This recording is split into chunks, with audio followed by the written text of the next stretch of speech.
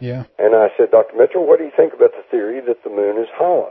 Well, he started immediately laughing and scoffing. He says, oh, no, the moon's not hollow. But then he continued and he said, of course, we are thinking that perhaps there are giant caverns inside the moon. And, of course, I didn't want to get in his face, but I'm thinking to myself, giant caverns in the moon, hollow moon, what's the difference? Exactly.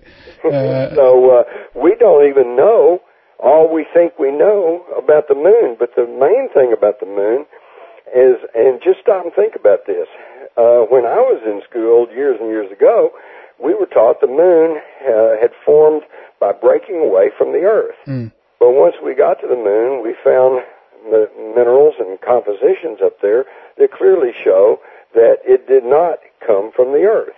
Okay? Yeah. So that means the moon came from somewhere else. So now picture the Earth hanging in space, and here comes the moon. And it goes past the Earth, and it gets caught in the Earth's gravitational field, and it gets slowly, over a period of time, pulled back. And it goes past the Earth again, gets caught in the gravitational field, and it gets pulled back again. In that case, in that natural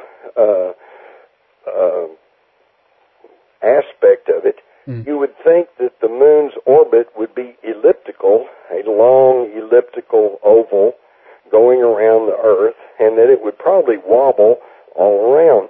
But that's not what we see. What we find is the moon is in a near perfect circular orbit around the Earth, the only perturbations being that it matches the wobble of the Earth, and that it's stationary. One side always faces the Earth. One side, the dark side, is always away from the Earth. Exactly. How is that possible naturally? And it's not. It's just not. But see, this is a good example of where our thinking disconnects. We all know and have been taught that there's no such things as aliens out there. And we all know that we are the apex of human civilization and that the moon's been there for thousands and thousands of years. And so, therefore, we didn't put it up there. We all know there's no such thing as aliens, so they didn't put it up there. So how do we cope with this mystery of the orbit of the moon? Well, we don't. Just don't talk about it. We don't talk about it. We don't address it. We don't think very much about it.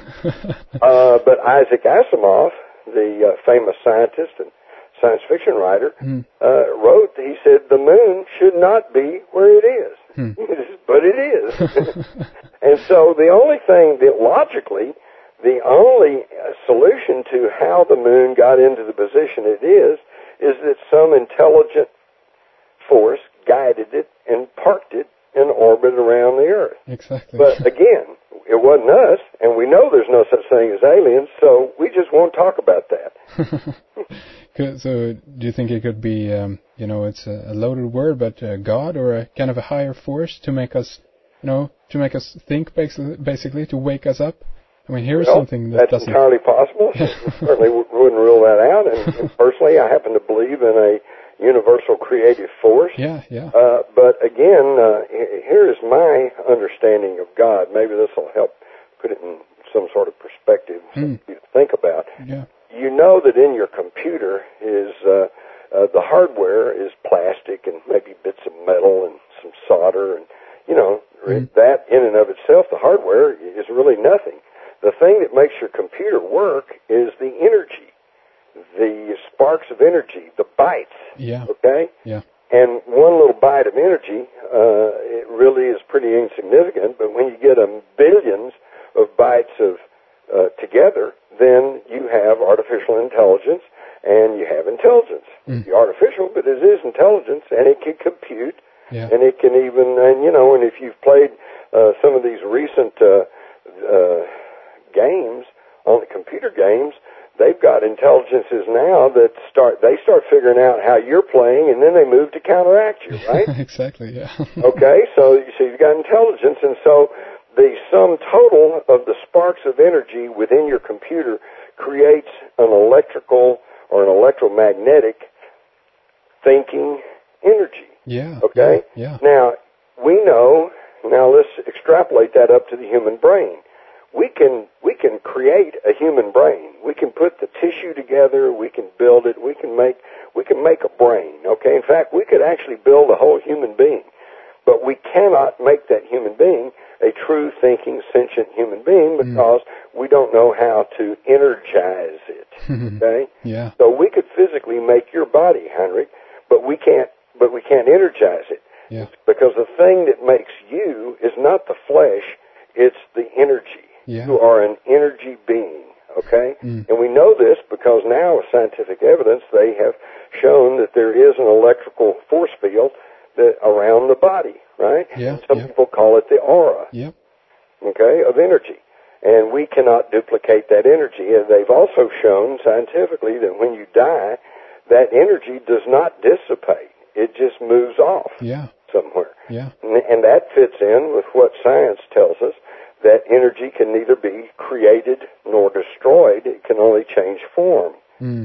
So you, as one individual spark of energy, an energy being, may not be all that great, but when you combine with me, your family, my family, everyone in the world, everyone in the universe, then you have a collective, we're like the bytes in your computer. And when it's all combined, you have a universal consciousness that is aware of everything, and which pretty well fits the definition of God, right? Yeah, absolutely. I mean, I'm starting to think about the ideas of stuff like, the holographic universe and things like this. Right, exactly. Yeah. It's all here because we imagine it's here. Yeah, yeah, exactly. So, do you have any take on it? If we ultimately were to, if you were to consider what reality is, do you think that there is a real physical thing in that sense, or is it an as I said, a holographic kind of expression of a universal mind? Well, yes and no. Okay, we are all at the mercy of the collective consciousness. Okay, so when you go outside of your home and you step out into the street and you get hit by a car, that car is very real, okay? Because everyone agrees that car is there. And I don't care how much you want to say, oh, that car is just a holographic image and it's not going to hurt me. It will kill you, okay? It will run over you. So in that regard, no, we cannot necessarily, at least most of us. Of course, there's examples all through history, up to and including Jesus, that, was able to heal people, raise people from the dead, move through things, create things, turn water into wine, all this good stuff. And perhaps he could through the conscious manipulation of energy, but most of us are not to that point.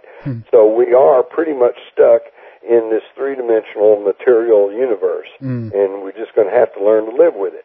But collectively, we can change the environment that we're in. Yeah. Let me try to give you a good example.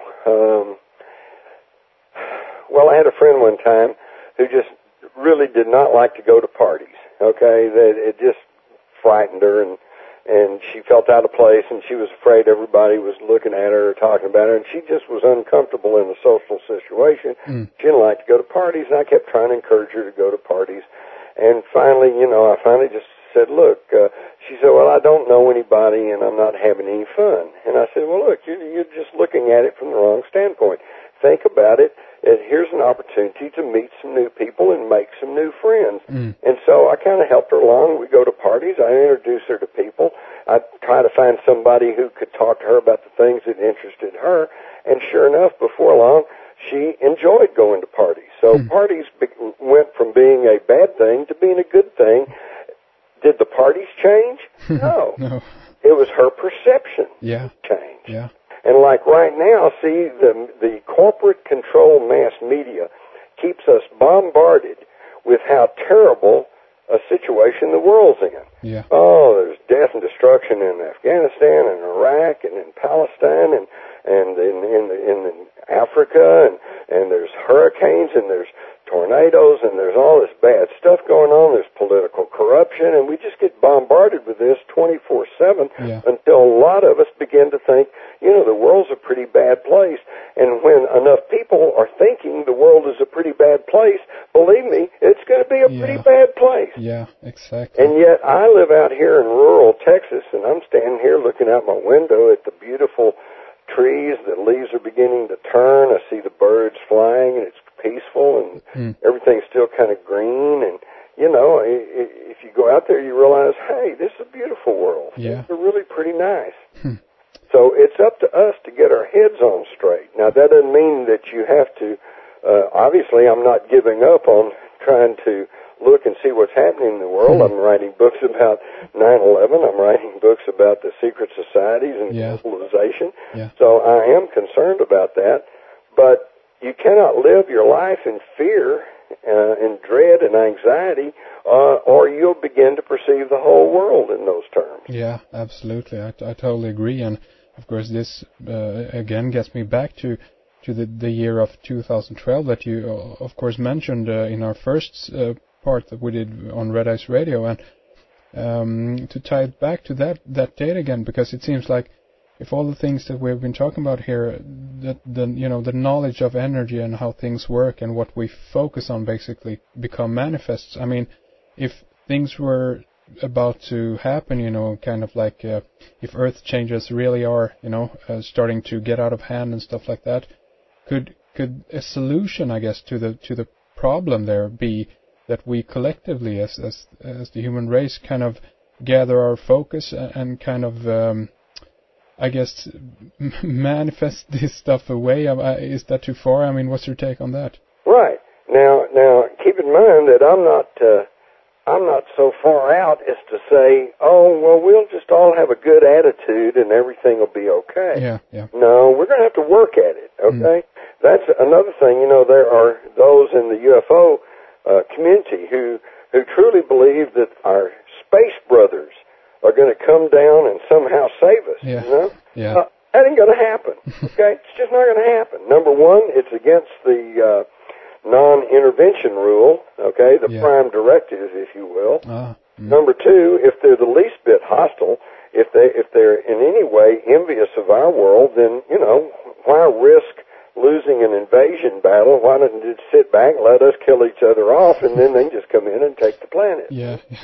And so I just don't think, whether they're benign or not so benign, I don't think we're going to see alien intervention in saving us, okay? We're going to have to save ourselves, and that means we got to educate ourselves to what's really going on. We got to educate ourselves to the real meaningful topics of discussion, such as environmental degradation and the poisoning of our foods, the chemtrails, the chemicals that are being dumped in the atmosphere, the weaponization of space, all of these issues. This is what we have to concentrate on rather than the game shows and the celebrities and the sports events. And then we have to work towards it, but we work at it not from a fearful perspective. Oh, the world's going to hell in a handbasket, and it's never going to be any better. We have to go at it from a standpoint of love and optimism and think, this is a pretty nice world. Let's keep working to keep it nice and even make it better. Yeah. And do you think that, a thing like, let's say 2012 could be used at this point also to kind of manipulate people into thinking that, beyond that date everything will be fine, it's okay, so everything will be good, so we don't have to worry now? Well, all of the prophecies, including the Mayans and on up, just says that's when one time period will end and another time period begins. Or they said this will be the end of time, meaning the end of a certain cycle. I, for one, do not think that the world's going to end in 2012. But I will say this. I think by 2013, 2014, let's you and I talk again, okay?